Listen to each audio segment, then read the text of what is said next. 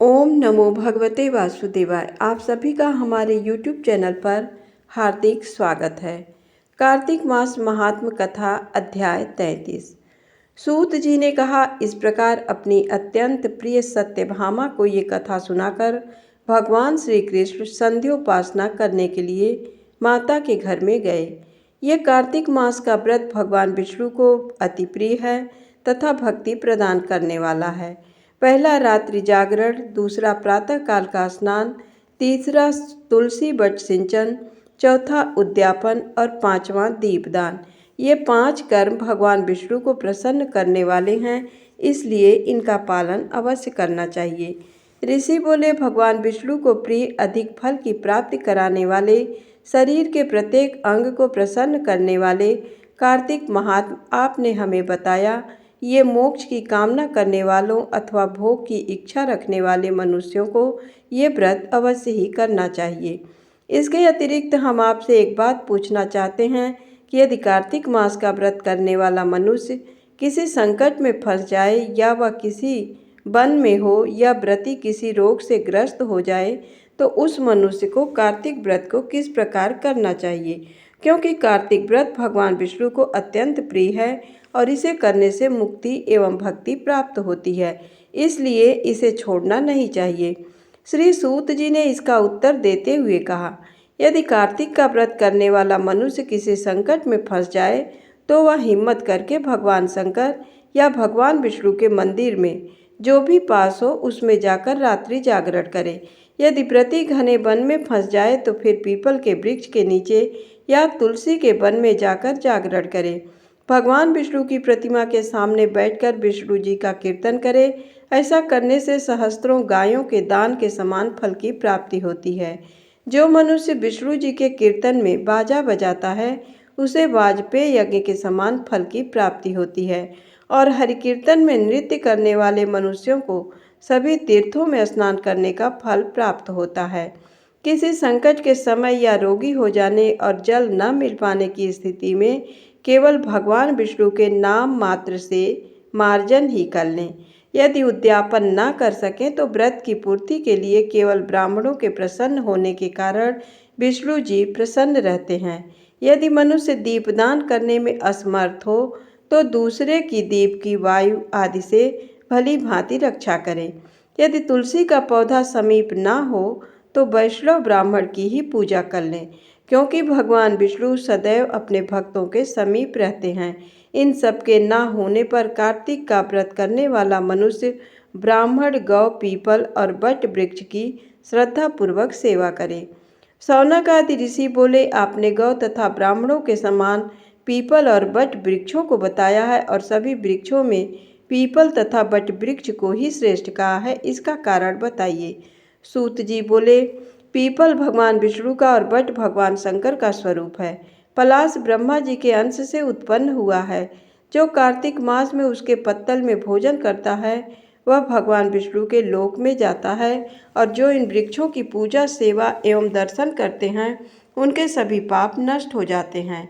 ऋषियों ने पूछा, हे प्रभु, हम लोगों के मन में एक शंका है कि ब्रह्मा, विष्णु और शंकर वृक्ष स्वरूप क्यों हुए? कृपया आप हमारी इस शंका का निवारण कीजिए। सूत जी बोले, प्राचीन काल में भगवान शिव तथा माता पार्वती विहार कर रहे थे। उस समय उनके विहार में विघ्न उपस्थित करने के उद्देश्य से अग्निदेव ब्राह्मण का रूप धारण करके वहां पहुँचे।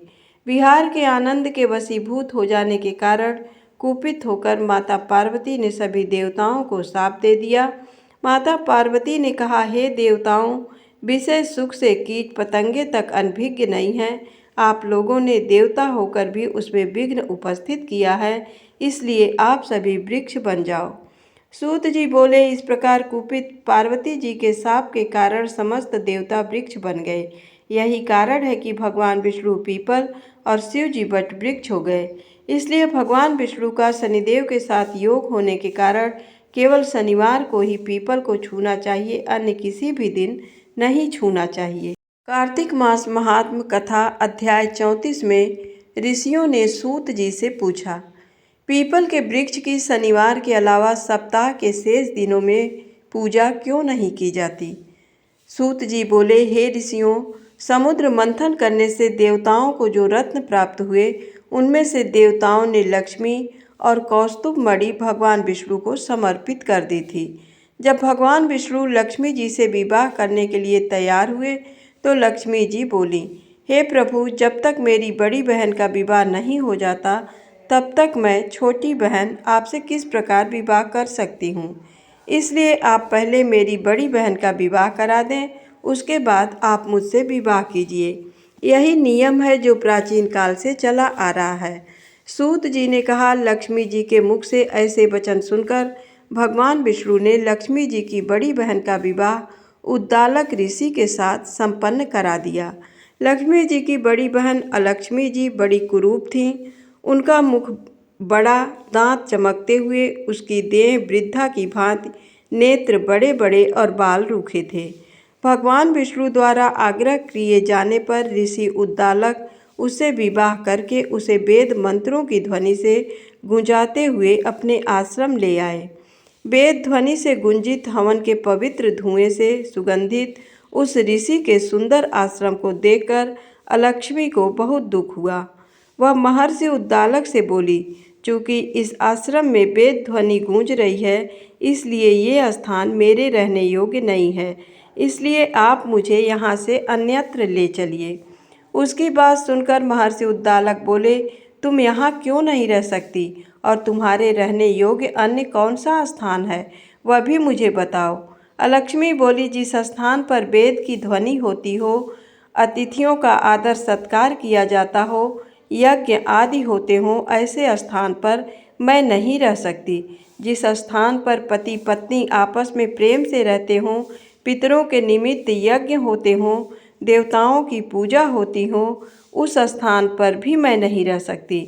जिस स्थान पर वेदों की ध्वनि ना हो, अतिथियों का आदर सत्कार ना होता हो, यज्ञ नहीं होते हों, पति पत्नी आपस में क्लेश करते हों, पूज्य वृद्धों, सत्पुरुषों तथा मित्रों का अनादर होता हो, जहाँ दुराचारी, चोर, पर स्त्रीगामी मनुष्य निवास करते हों, जिस स्थान पर गायों की हत्या की जाती हो, मद्यपान, ब्रह्म हत्या आदि पाप होते हों, ऐसे स्थानों पर मैं प्रसन्नतापूर्वक निवास करती हूँ। सूत जी बोले, अलक्ष्मी के मुख से इस प्रकार के वचन सुनकर उद्दालक का मन खिन्न हो गया। वह इस बात को सुनकर मौन हो गए। थोड़ी देर बाद वे बोले कि ठीक है, मैं तुम्हारे लिए ऐसा स्थान ढूंढ दूंगा। जब तक मैं तुम्हारे लिए ऐसा स्थान नहीं ढूंढ लूँ, तब तक तुम इसी पीपल के नीचे चुपचाप बैठी रहना। महर्षि उद्दालक उसे पीपल के वृक्ष के नीचे बैठाकर उसके रहने योग्य स्थान की खोज में निकल पड़े। परंतु जब बहुत समय तक प्रतीक्षा करने पर भी वे वापस नहीं लौटे तो अलक्ष्मी विलाप करने लगीं। जब वैकुंठ में बैठी लक्ष्मी जी ने अपनी बहन अलक्ष्मी का विलाप सुना तो वे व्याकुल हो गईं। वे दुखी होकर भगवान विष्णु से बोलीं, हे प्रभु, मेरी बड़ी बहन पति द्वारा त्यागे जाने पर अत्यंत दुखी है। यदि मैं आपकी प्रिय पत्नी हूँ तो आप उसे आश्वासन देने के लिए उसके पास चलिए। लक्ष्मी जी की प्रार्थना पर भगवान विष्णु लक्ष्मी जी सहित उस पीपल के वृक्ष के पास गए जहाँ अलक्ष्मी बैठकर विलाप कर रही थी। उसको आश्वासन देते हुए भगवान विष्णु बोले, हे अलक्ष्मी, तुम इसी पीपल के वृक्ष की जड़ में सदैव के लिए निवास करो, क्योंकि इसकी उत्पत्ति मेरे ही अंश से हुई है और इसमें सदैव मेरा ही निवास स्थान रहता है। प्रत्येक वर्ष गृहस्थ लोग तुम्हारी पूजा करेंगे और उन्हीं के घर में तुम्हारी छोटी बहन का वास होगा। स्त्रियों को तुम्हारी पूजा विभिन्न उपहारों से करनी चाहिए। मनुष्यों को पुष्प, धूप, दीप, गंध आदि से तुम्हारी पूजा करनी चाहिए, तभी तुम्हारी छोटी बहन लक्ष्मी उन पर प्रसन्न होंगी। सूत जी बोले, ऋषियों, मैंने आपको भगवान श्री कृष्ण, सत्यभामा तथा पृथु नारद का संवाद सुना दिया है, जिसे सुनने से ही मनुष्य के समस्त पापों का नाश हो जाता है और अंत में वैकुंठ को प्राप्त करता है। यदि अब भी आप लोग कुछ पूछना चाहते हो तो अवश्य पूछिए, मैं उसे अवश्य कहूँगा। सूत जी के वचन सुनकर शौनक आदि ऋषि थोड़ी देर तक प्रसन्नचित्त वहीं बैठे रहे। तत्पश्चात वे लोग बद्री नारायण जी के दर्शन हेतु चल दिए। जो मनुष्य इस कथा को सुनता या सुनाता है, उसे इस संसार में समस्त सुख प्राप्त होते हैं। धन्यवाद।